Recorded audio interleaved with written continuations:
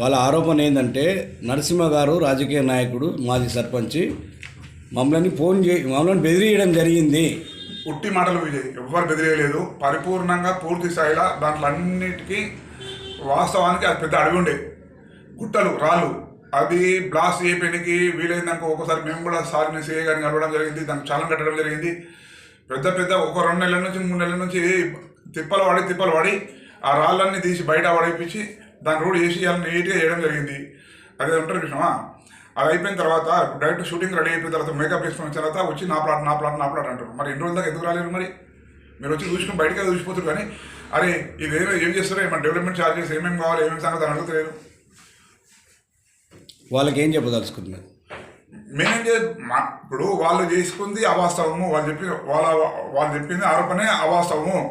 మా ప్లాట్లు మావి ఉన్నాయి, మా ప్లాట్లకు వాళ్ళకి ఎటువంటి సంబంధం లేదు.